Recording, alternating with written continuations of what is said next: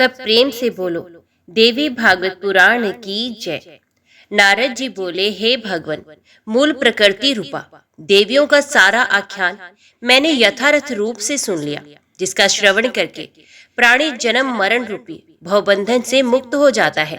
अब मैं भगवती राधा तथा दुर्गा का वेद गोपित रहस्य तथा वेदोक्त पूजा विधान सुनना चाहता हूँ। हे मुनीश्वर, आपने इन दोनों पराशक्तियों की अद्भुत महिमा बताई, उसे सुनकर भला किस पुरुष का मन उनमें लीन नहीं हो जाएगा।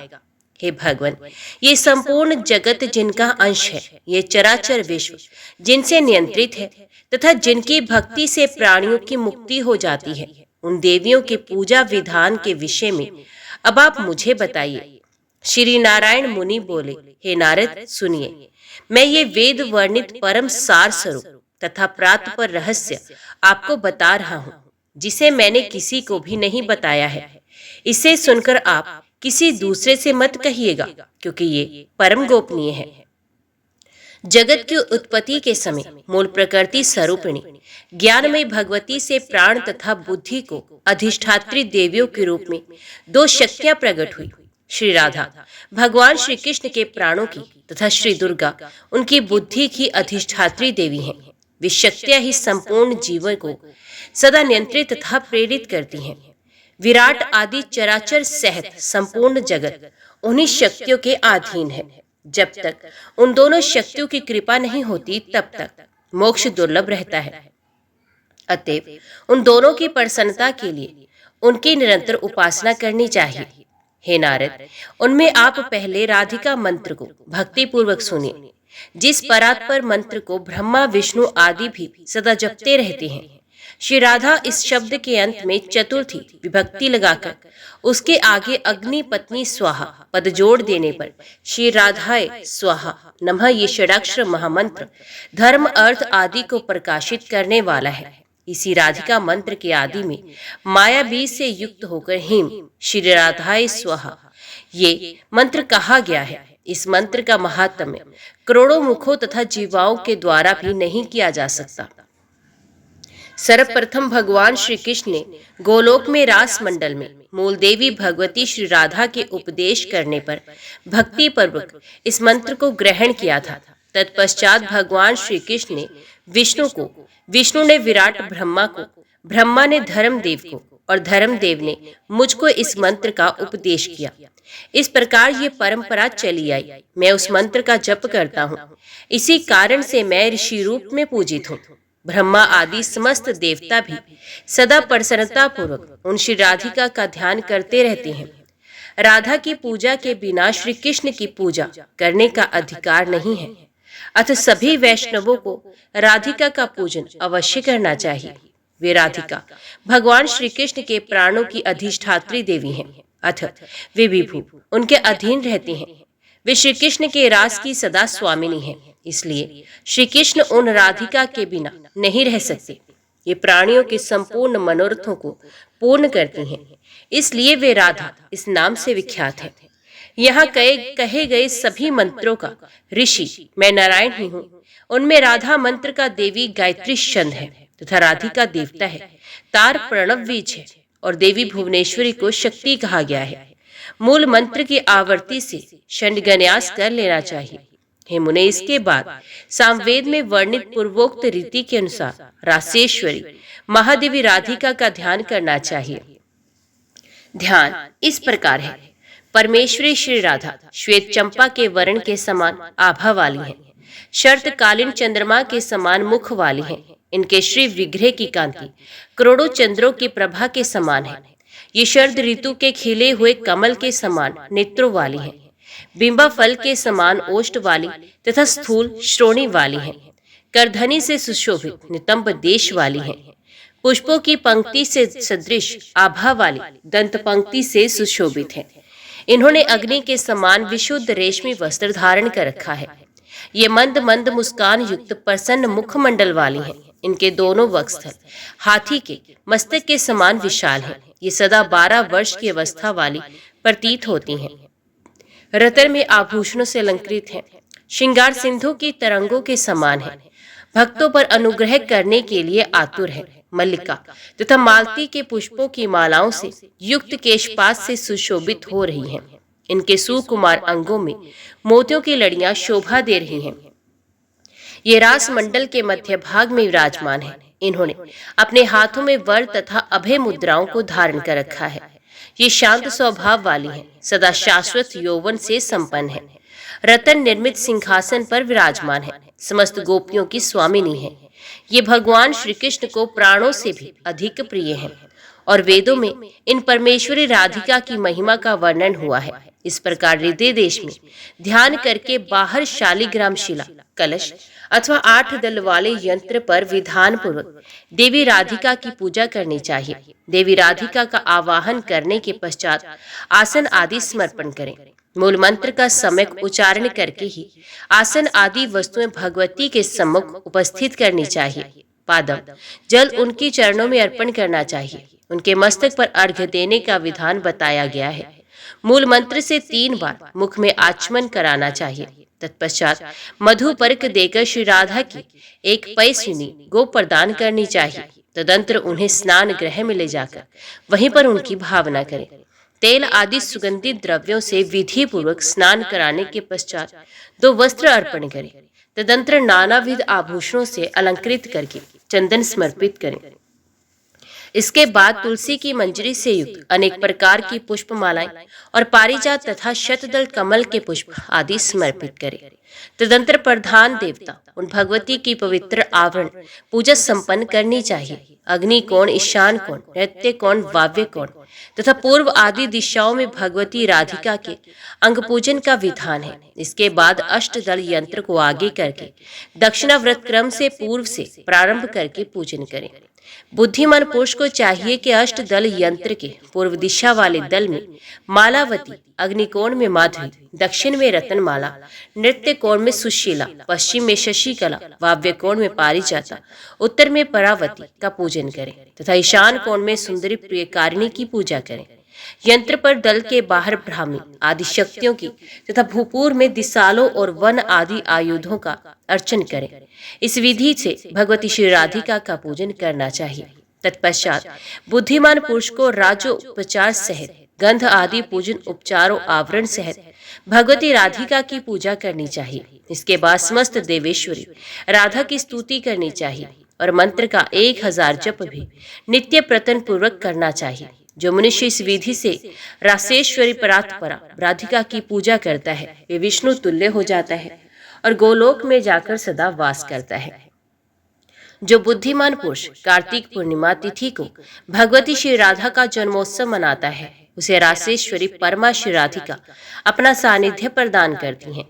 गोलोक में सदा निवास करने वाली भगवती श्री राधा किसी कारण से ही वृंदावन में वृषभानु की पुत्री के रूप में आविर्भूत हुई हैं।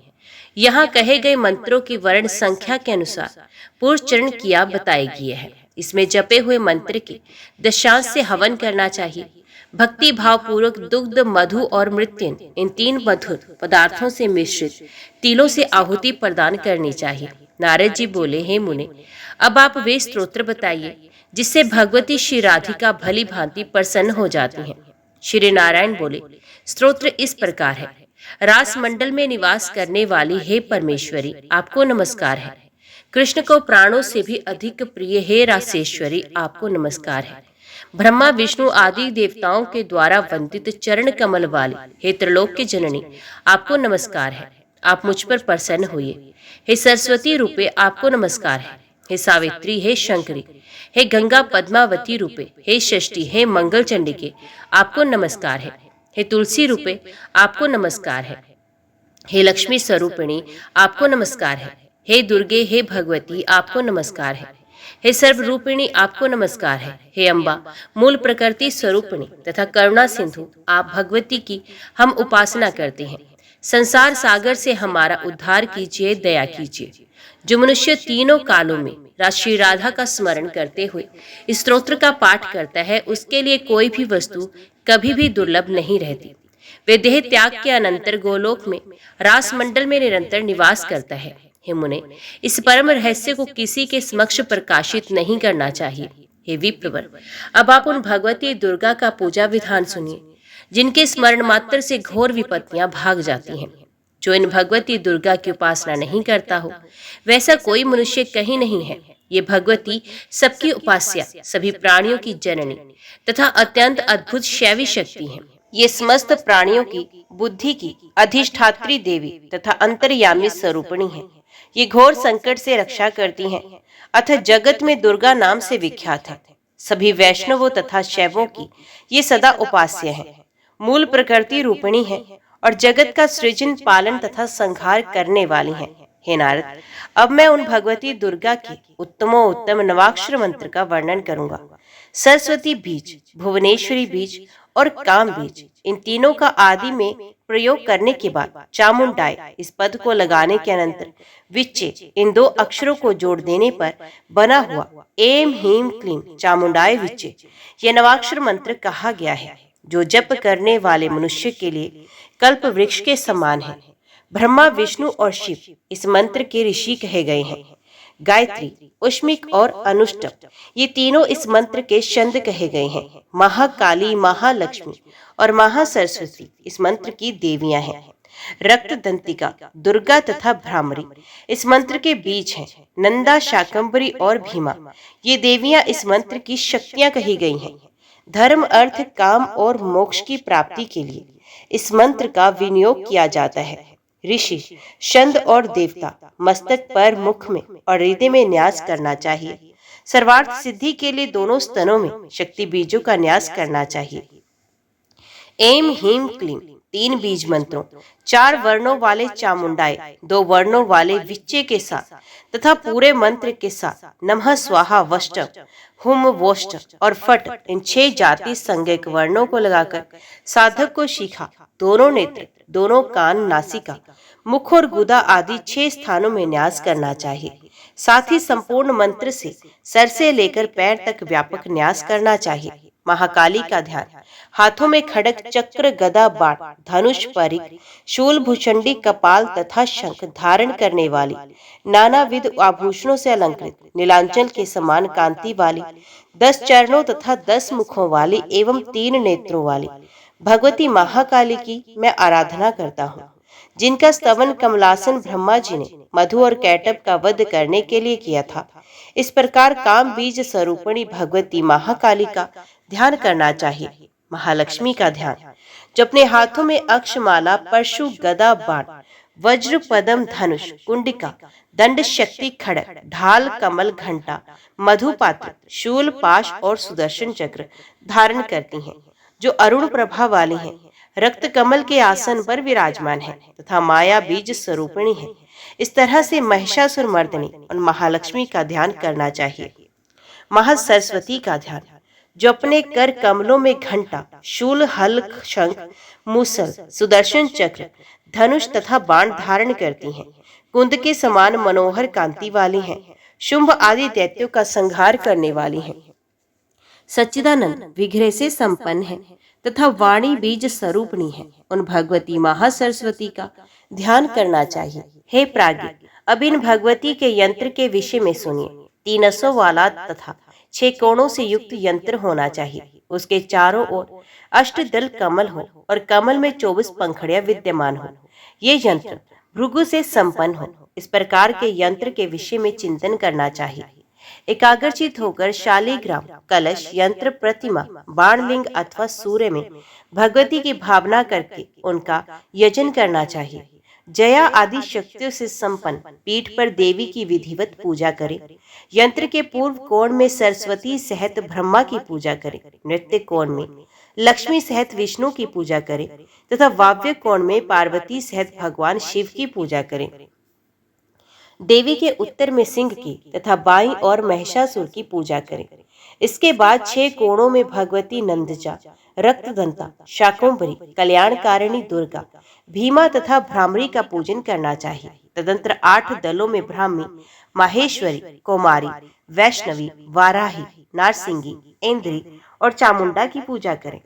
तत्पश्चात 24 पंखुड़ों में पूर्वक क्रम से विष्णु, माया, चेतना, बुद्धि, निद्रा, शुद्धा, छाया, पराशक्ति, तृष्णा, शांति, जाति, लज्जा, शांति, श्रद्धा, कीर्ति, लक्ष्मी, धृति, वृत्ति, श्रुति, स्मृति, दया, तुष्टि, पुष्टि, माता और भ्रांति, इन देवियों की पूजा करनी चाहिए। तदंतर बुद्धिमान पुरुष को चाहिए कि भूपूर्व कोणों में गणेश, क्षेत्रपाल, बटुक और योगियों की पूजा करे। दल के बाहर पत्र आदि आयुधों से युक्त इंद्र आदि देवताओं की पूजा करें। इस रीति से आवरण सहित भगवती दुर्गा की पूजा करें। भगवती की प्रसन्नता के लिए विविध प्रकार के राजसी पूजन उपचार उन्हें अर्पण करने चाहिए। तत्पश्चात मंत्रार्थ पर ध्यान रखते हुए नवार्ण मंत्र का जप करना चाहिए। तदंतर भगवती दुर्गा के सामने सप्तशती स्तोत्र का पाठ करना चाहिए। तीनों लोकों में स्तोत्र के सदृश दूसरा कोई भी स्तोत्र नहीं, इसलिए मनुष्य को इस स्तोत्र के द्वारा प्रतिदिन देवेश्वरी दुर्गा को प्रसन्न करना चाहिए। ऐसा करने वाला मनुष्य धर्म, अर्थ, काम और मोक्ष का आलस्य बन जाता है। हे विप्र, इस प्रकार मैंने आपको भगवती दुर्गा के पूजन का विधान बता दिया। इसके द्वारा सबकी कृतार्था संपन्न हो सके, इसलिए मैंने इसका वर्णन किया। ब्रह्मा, विष्णु आदि सभी प्रमुख देवतागण, सभी मनुष्य, ज्ञानिष्ठ मुनि, योगी जन, आश्रमवासी तथा लक्ष्मी आदि देवियां, ये सब उन भगवती शिवा का ध्यान करते हैं। जन्म की सफलता तभी समझी जाती है जब श्री दुर्गा का स्मरण हो जाए। भगवती दुर्गा के चरण कमल का ध्यान करके ही 14 मनुओं ने मनुपद तथा देवता गणों ने अपना अपना स्थान प्राप्त किया है। इस प्रकार मैंने रहस्यों का भी अति रहस्य स्वरूप ये सारा आख्यान कह दिया। इसमें भगवती प्रकृति के 5 मुख्य स्वरूपों तथा उनके अंशों का वर्णन है। इसका नित्य श्रवण करने से मनुष्य चारों पुरुषार्थ प्राप्त करता है, इसमें संदेह नहीं। ये सब मैंने सच सच कहा है। इस रहस्य के प्रभाव से पुत्रहीन व्यक्ति पुत्र तथा विद्याभिलाषी मनुष्य विद्या पाता है। इसका श्रवण करके मनुष्य जिस जिस मनोरथ की पूर्णता की कामना करता है उसको प्राप्त कर लेता है। नवरात्र में एकाग्रचित होकर भगवती दुर्गा के सम्मुख इसका पाठ करना चाहिए। जगदात्री भगवती दुर्गा इससे निश्चय ही प्रसन्न हो जाती हैं। जो मनुष्य प्रतिदिन इस नवम स्कंद के इस अध्याय का पाठ करता है, भगवती दुर्गा उसके अधीन हो जाती हैं। वे मनुष्य देवी का प्रियकर हो जाता है। इस विषय में किसी कुमारी के दिव्य हाथ अथवा बालक के कर कमल से यथा विधि शगुन की परीक्षा करनी चाहिए। अपने मनोरथ का संकल्प करके पुस्तक की पूजा करें। तत्पश्चात जगदीश्वरी भगवती दुर्गा को बारंबार प्रणाम करें। भलीभांति स्नान की हुई कन्या को वहां विराजमान करके देवी के रूप में उसकी विधि पूर्वक पूजा करने के अनंतर स्वर्ण निर्मित शला का उस कन्या से स्कंद के मध्य में रखवाना चाहिए। शला का रखने पर शुभ अथवा अशुभ जो भी प्रसंग आता है वैसा ही फल होता है, अथवा उदासीन प्रसंग आने पर कार्य भी उदासीन ही होता है, ये निश्चित है। नारद जी बोले, हे नारायण, हे धरा के आधार, हे स्वर्ग पालन कारण, आपने पापों का नाश करने वाले देवी चरित्र का वर्णन कर दिया। सभी मनवंतरों में वे देवी जो जो स्वरूप धारण करती हैं तथा जिस जिस स्वरूप से उन माहेश्वरी का प्रादुर्भाव हुआ है, भगवती की महिमा से युक्त उन समस्त प्रसंगों का अब आप हमसे सम्यक वर्णन करें। जिस प्रकार से तथा जिस जिस मंत्र अथवा स्तोत्र से भगवती का पूजन तथा स्तवन किया गया है और वे भक्त वत्सला देवी भक्तों का जिस प्रकार मनोरथ पूर्ण करती हैं, सुनने की अभिलाषा वाले हम लोगों में से आप देवी के उस उत्तम चरित्र का वर्णन कीजिए जिससे महान सुख प्राप्त होता है। श्री नारायण मुनि बोले, हे महर्षि, भक्तों के हृदय में भक्ति उत्पन्न करने वाले, महान संपदा प्रदान करने वाले तथा पापों का शमन करने वाले देवी चरित्र का अब आप श्रवण कीजिए। सर्वप्रथम जगत के मूल कारण महानु तेजस्वी लोक पिता महाब्रह्मा चक्रधारी देव देव भगवान विष्णु के नाभि कमल से प्रादुर्भूत हुए। हे महामते, विष्णु के नाभि कमल से प्रकट होकर उन चतुर्मुख ब्रह्मा ने स्वयंभू नामक मनु को अपने मन से उत्पन्न किया। इस प्रकार वे मनु परमेष्ठी ब्रह्मा के मानस पुत्र कहलाए। उन्हें ब्रह्मा जी ने धर्म स्वरूपिणी शत्रुपा को उत्पन्न किया और उन्हें मनु की पत्नी के रूप में प्रतिष्ठित किया। तत्पश्चात वे मनु क्षीरसागर के परम पवित्र तट पर महान सौभाग्य प्रदान करने वाली जगदम्बा की आराधना करने लगा। वहां पर देवी की मृण्मयी मूर्ति बनाकर पृथ्वीपति मनु एकांत में उन भगवती के वाग भव मंत्र का जप करते हुए उनकी उपासना में तत्पर हो गए। नियमों तथा व्रतों का पालन करते हुए निराहार रहकर श्वास को नियंत्रित करके वे 100 वर्षों तक निरंतर पृथ्वी पर एक पैर से खड़े रहे। महात्मा मनु ने काम तथा क्रोध पर विजय प्राप्त कर ली। अपने हृदय में भगवती के चरणों का चिंतन करते हुए वे किसी स्थावर की भांति हो गए। उनकी उस तपस्या से जगन में भगवती प्रकट हुई और उन्होंने ये दिव्य वचन कहा, हे भूपाल, तुम वर मांगो। तब देवी का आनंददायक वचन सुनकर महाराज मनु ने देवताओं के लिए भी परम दुर्लभ अपने मनोवांछित उन श्रेष्ठ वरों की याचना की। मनु बोले, हे देवी, हे विशाल नयने, हे समस्त प्राणियों के भीतर निवास करने वाली, आपकी जय हो। हे पूज्य, हे जगदात्री, हे मान्य, हे सर्व मंगला मंगले, आपके कटाक्ष पात मात्र से पद्मोनि ब्रह्मा जगत की सृष्टि करते हैं, भगवान विष्णु पालन करते हैं तथा रुद्र क्षण भर में संहार करते हैं। शचीपति इंद्र आपकी ही आज्ञा से तीनों लोकों पर शासन करते हैं। आपके ही आदेश पर यमराज दंड के द्वारा प्राणियों को नियंत्रित करते हैं तथा जलचर जीवों के स्वामी वरुण देव हम जैसे प्राणियों का पालन करते हैं। आपकी ही कृपा से कुबेर निधियों के अविनाशी अधिपति के रूप में प्रतिष्ठित हैं। अग्नि, नृत्य, वायु ईशान और आपके ही अंश से उत्पन्न हुए हैं और आपकी ही शक्ति से परिवर्धित हैं। फिर भी हे देवी, यदि इस समय आप मुझे वर देना चाहती हैं तो हे शिवे, सृष्टि कार्य में आने वाले मेरे सभी विघ्न क्षीण होकर नष्ट हो जाए। जो भी लोग वाग्भव बीज मंत्र के उपासक हों, उनके कार्यों की सिद्धि शीघ्र ही हो जाए। हे देवी, जो लोग इस संवाद को पढ़े और दूसरों को सुनाएं, उनके लिए इस लोक में भोग तथा मोक्ष सुलभ हो जाए। हे शिवे, उन्हें पूर्व जन्मों की स्मृति बनी रहे और वे वक्रता तथा वाणी सोष्ठ से संपन्न रहे। उन्हें ज्ञान की सिद्धि हो तथा कर्मयोग की भी सिद्धि प्राप्त हो। साथ ही उनके यहाँ पुत्र पौत्र की समृद्धि निरंतर होती रहे। यही मेरा आपसे निवेदन है। श्री देवी बोले, हे भूमिपाल, हे महाबाहो, हे मनुजाधिप, ये सब पूर्ण होगा। तुमने जो जो मांगा है वे मैं तुम्हें दे रही हूँ। बड़े बड़े दैत्यों का संहार करने वाली तथा अमोष पराक्रम वाली मैं तुम्हारे द्वारा किए गए वाग्भ मंत्र के जप तथा तप से निश्चित रूप से प्रसन्न हूँ। हे वत्स, तुम्हारा राज्य निष्कंटक होगा और तुम्हारे पुत्र वंश की वृद्धि करने वाले होंगे। तुम मेरे प्रति दृढ़ भक्ति वाले रहोगे और अंत में परम पद को प्राप्त करोगे। इस प्रकार उन महात्मा मनु को वर देकर महादेवी जगदम्बा उनके देखते देखते विंध्य पर्वत पर चली गई। ये वही विंध्याचल है जो सूर्य के मार्ग का अवरोध करने के लिए आकाश को छूता हुआ ऊपर की ओर बढ़ने के लिए पर्वत था और महर्षि अगस्त्य ने उसे रोक दिया था।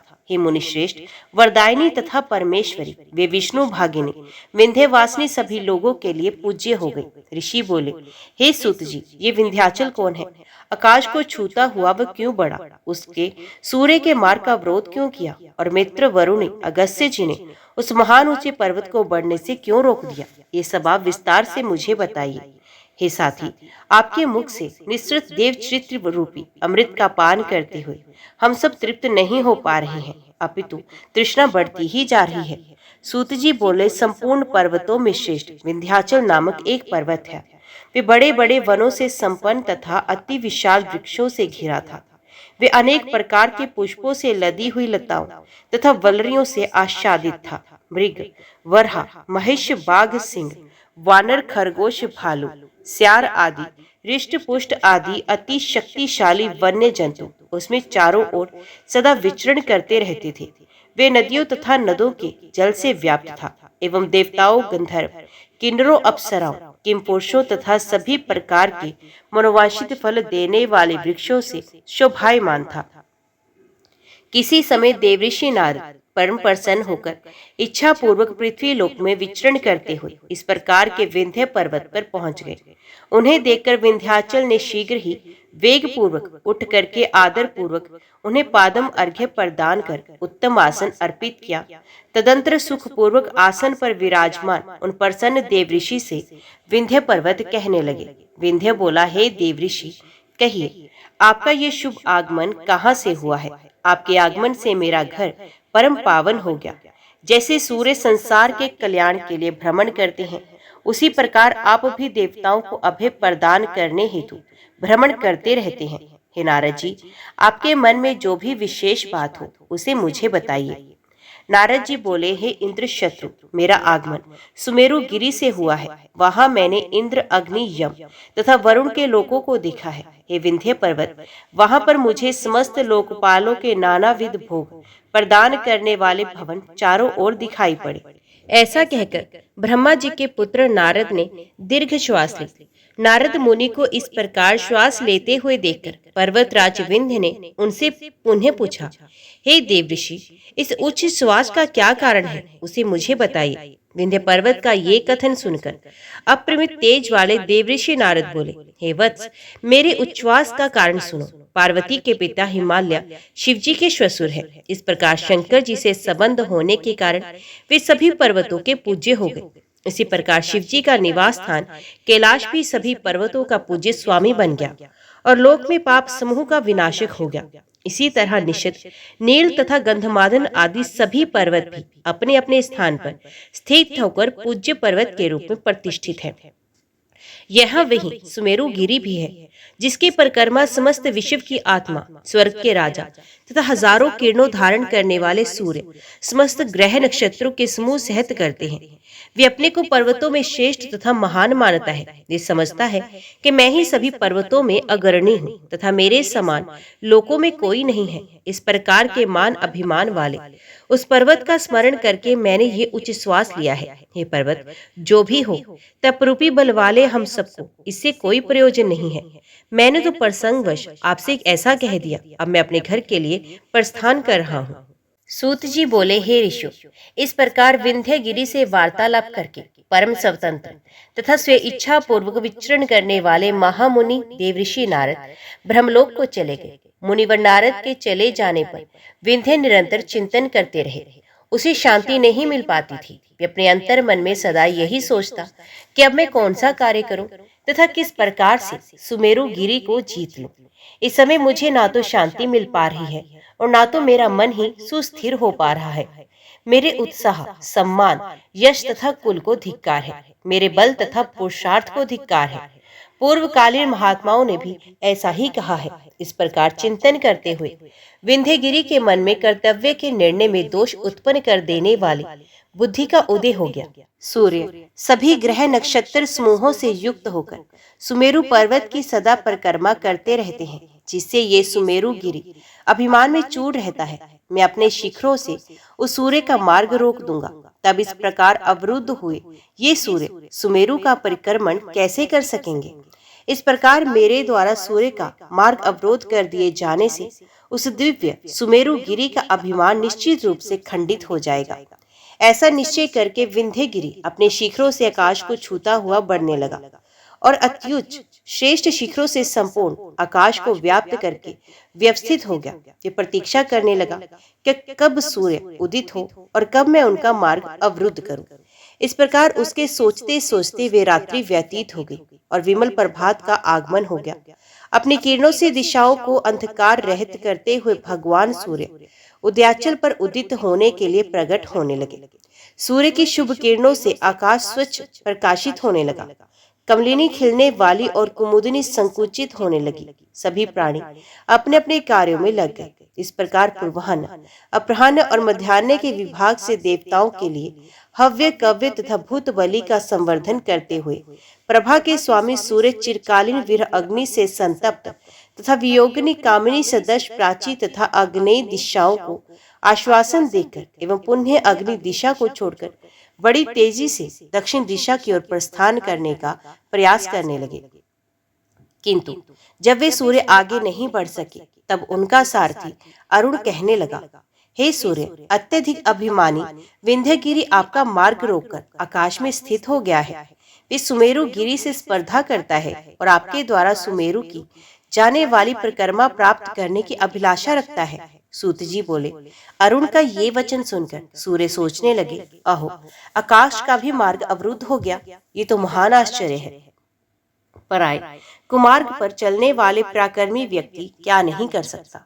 देव बड़ा बलवान होता है। आज मेरे घोड़ों का मार्ग रोक दिया गया। राहु की भुजाओं में जकड़े जाने पर क्षण भर के लिए भी नहीं रुकता था, वही मैं चिरकाल से अवरुद्ध मार्ग वाला हो गया। बलवान भी ताता अब ना जाने क्या करेगा। इस प्रकार सूर्य का मार्ग अवरुद्ध हो जाने से समस्त लोक तथा लोकेश्वर कहीं भी शरण नहीं प्राप्त कर सके और वे अपने अपने कार्य संपादित करने में अक्षम हो गए। चित्रगुप्त आदि सभी लोग जिन सूर्य से समय का ज्ञान करते थे, वे ही सूर्य आज विंध्यगिरि के द्वारा अवरुद्ध कर दिए गए। अहो, दैव भी कितना विपरीत हो जाता है।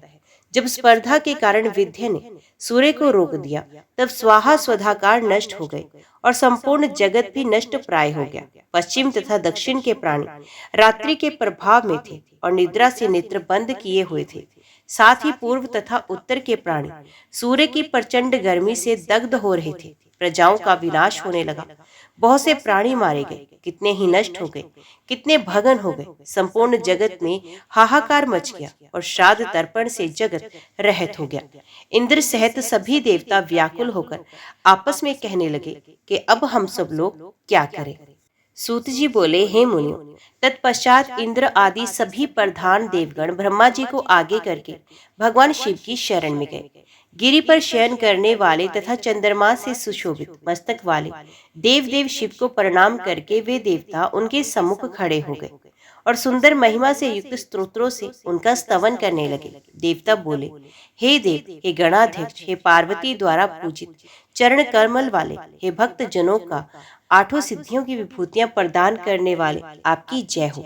महामाया रूपी स्थली में विलास करने वाले परमात्मा विश्रांत अमरीश, कैलाशवासी, अहिर्वृद्ध, मान्य, मनु, मान प्रदान करने वाले, अज, अनेक रूपों वाले, अपनी आत्मा में रमण करने वाले शंभु, गर्ग के नाथी, गिरि पर शयन करने वाले, महान ऐश्वर्य प्रदान करने वाले तथा महाविष्णु के द्वारा प्रस्तुत स्तुत किए जाने वाले, आप महादेव को नमस्कार है।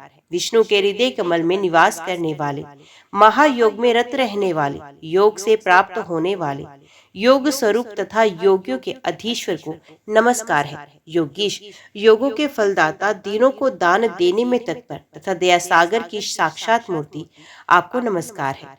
आर्त प्राणियों को कष्ट निवारण करने वाले, उग्र पराक्रम वाले, गुण मूर्ति, वृषध्वज, काल स्वरूप तथा कालों के भी काल, आपको नमस्कार है। सूत जी बोले, यज्ञ भोक्ता, देवताओं के द्वारा इस प्रकार स्तुत किए गए वृषध्वज देवेश शिव उन श्रेष्ठ देवताओं से हंसते हुए गंभीर वाणी में कहने लगे, हे स्वर्ग में निवास करने वाले, हे उत्तम पुरुषों, मैं आप लोगों की स्तुति से प्रसन्न हूँ।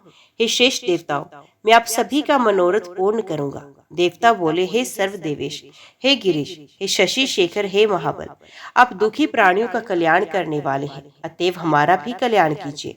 हे पुण्यात्मन, विंध्य नामक एक पर्वत है जिसने सुमेरु गिरि से द्वेष करके आकाश में अत्यधिक ऊपर उठकर सूर्य का मार्ग रोक दिया है।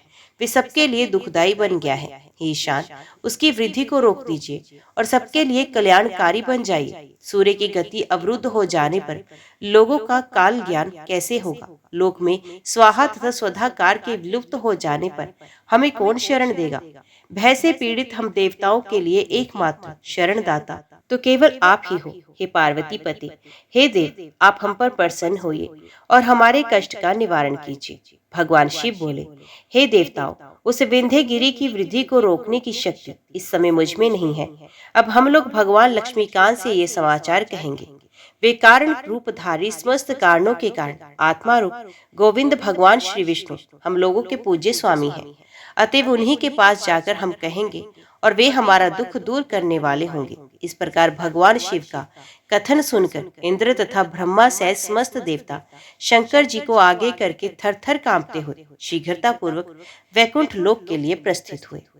सूत जी बोले, वैकुंठ में जाकर उन देवताओं ने कमलपत्र के समान नेत्रों वाले देव देवेश्वर रमाकांत जगत गुरु भगवान विष्णु को लक्ष्मी जी के साथ विराजमान देखा। वे गदगद वाणी से सत्कार करते हुए भक्ति पूर्वक स्तोत्र से उनकी स्तुति करने लगे। देवता बोले, हे विष्णु, हे रमेश, हे आद्य, हे महापुरुष, हे पूर्वज, हे दैत्य शत्रु, हे कामजनक, हे संपूर्ण कामनाओं के फल प्रदान करने वाले, हे महावराह, हे गोविंद, हे महायज्ञ स्वरूप, आपकी जय हो।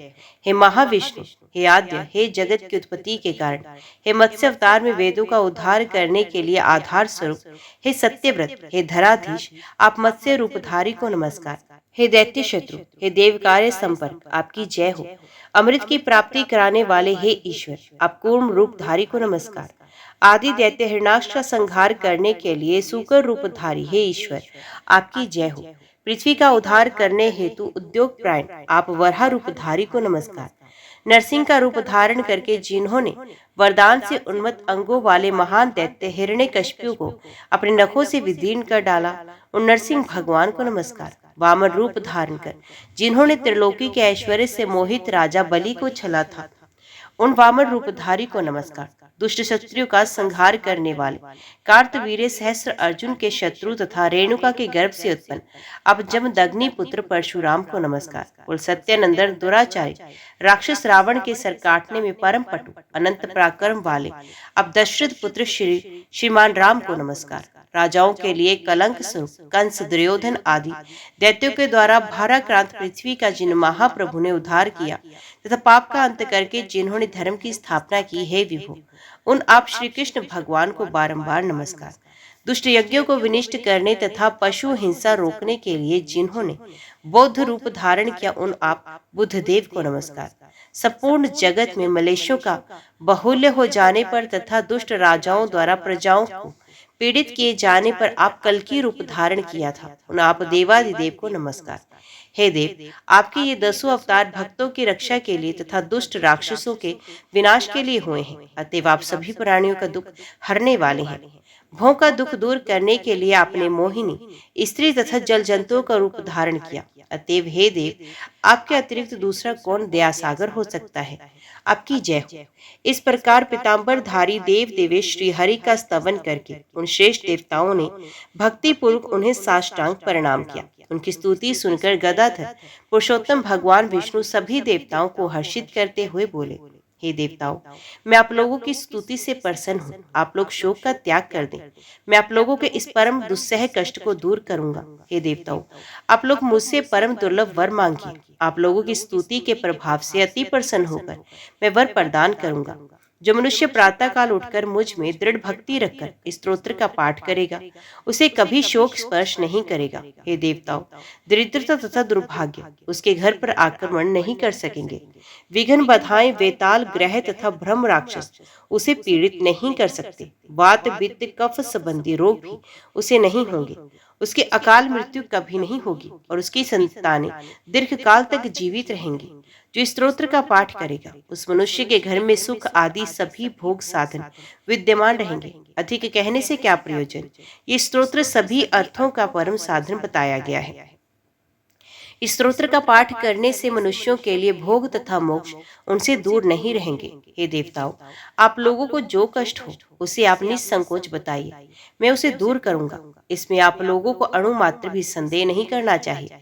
इस प्रकार श्री भगवान का वचन सुनकर सभी देवताओं का मन प्रसन्नता से भर गया और वे पुनः वृषाकपि भगवान विष्णु से कहने लगे।